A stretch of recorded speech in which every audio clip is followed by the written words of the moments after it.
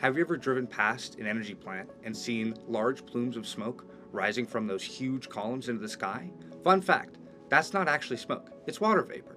Any plant that uses a cooling tower, which are those large columns you commonly see, release water vapor into the atmosphere. With the modern age and population growth comes an exponential increase in energy demand. Whether it be from housing, water, or entertainment, energy is the lifeblood of the modern day. In 2023, 80.8% of our energy production came from nuclear and fossil fuels. All these power plants use a chemical reaction to turn water into steam. The steam then turns a turbine to create electricity. Now, with all this hot vapor, there needs to be a way to cool it down to recycle it back in the process. This is where cooling towers come in. Cooling towers account for 53% of cooling energy use in US plants. A cooling tower is the main way to remove heat from the vapor to cool it down back into water. The cooling towers from El Paso Electric that we worked with use evaporative cooling. This works by using up some of the energy in the hot liquid to evaporate and lower the liquid's temperature by releasing some to vapor. However, one might question if there's a way to collect the remaining water vapor to recycle all the water used up in the power plant. El Paso Electric had the same question. This is where we come in. El Paso faces water scarcity due to its arid climate. For the gas-powered electrical plant in Upper El Paso, as well as many others across the U.S., reducing water loss from cooling towers is crucial for water conservation and maintaining sustainable operations. While power plants near massive water resources can easily draw and return water, facilities such as the El Paso Newman Electrical Plant face greater difficulties due to limited access to natural water resources. Our team developed a retrofit system to recover and reuse the water lost from evaporative cooling towers at power plants.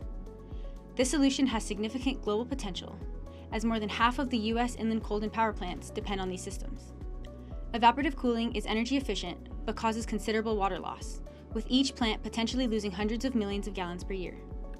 Water scarcity is a growing global problem, and as water prices rise, reusing water would help reduce the global strain on water resources. Since evaporative cooling technology is widely used, even small improvements in water recovery could provide significant global advantages, such as saving water, reducing electricity costs, and enhancing the sustainability of energy infrastructure worldwide. In order to tackle this problem, our team designed and modeled a 4-component system, consisting of a cooling tower, heat exchanger, refrigeration loop, and a variable heat rejection system attached to that refrigeration loop. Modeling was completed through Excel initially for single-point conditions and transitioned to Python for transient analysis.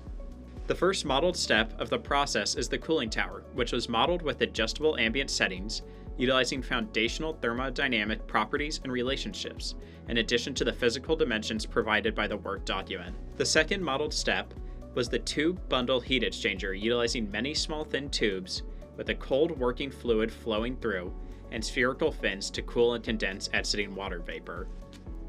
We tested our thermodynamic model against several different conditions to see the effect that ambient temperature and relative humidity had on the performance of both the cooling tower and the subsequent condensation of water in the AWG, or the atmospheric water generator. In the hot scenario, the temperature difference between the hot tower entering the cooling tower and the ambient air is smaller. This means that the cooling tower itself has to work harder to cool the water the same amount. The way it does that is by increasing the fan speed of the cooling tower. Our design takes advantage of the forced draft that the cooling tower creates in order to transfer energy in the air leaving the cooling tower to the design. This means that the higher the fan speed, the more water we can extract from the air. We can see that in the table display, for our hot scenario, the modeling calculations show a 17% increase in water recovery as compared to the average temperature and relative humidity in El Paso, Texas. This confirms our hypothesis relating the fan speed to water recovery. And moving on to our second scenario.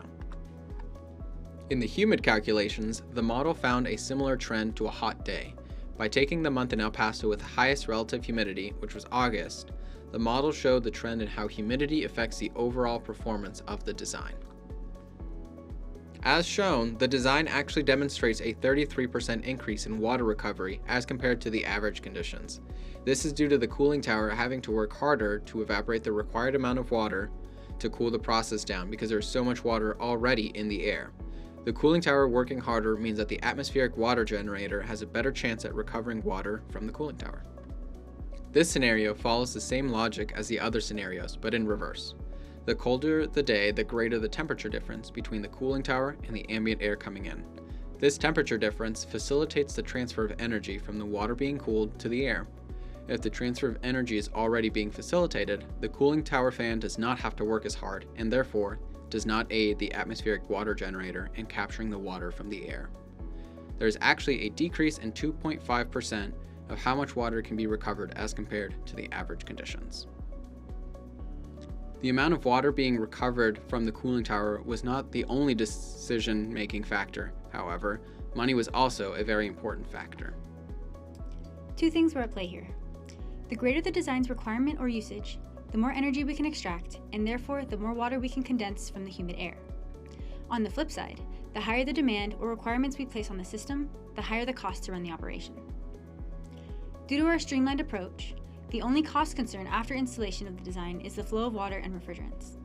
This means that our highest expenditures are pump and compressor usages.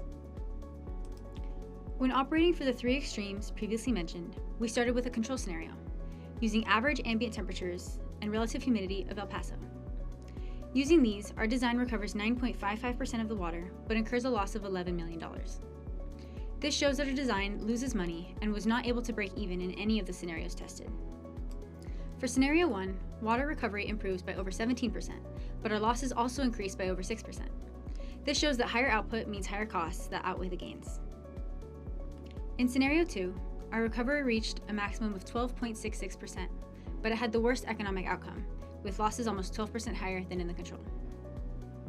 Lastly, for scenario 3, recovery dropped slightly, about 2.5%, but the losses improved by nearly 1%, showing better cost efficiency compared to the control scenario, although the magnitude of improvement is small.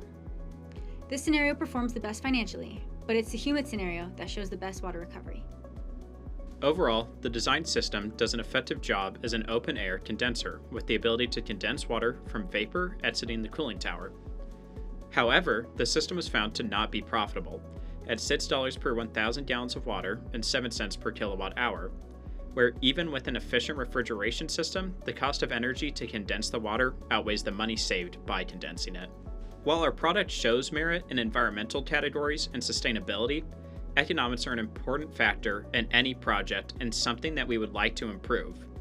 While increasing water prices could help drive the design towards economic viability, other paths forward could include the usage of a smaller heat exchanger system directly tied to one of the described heat rejection systems, or utilizing the hot working fluid to preheat water entering the reactor, or being utilized in other processes.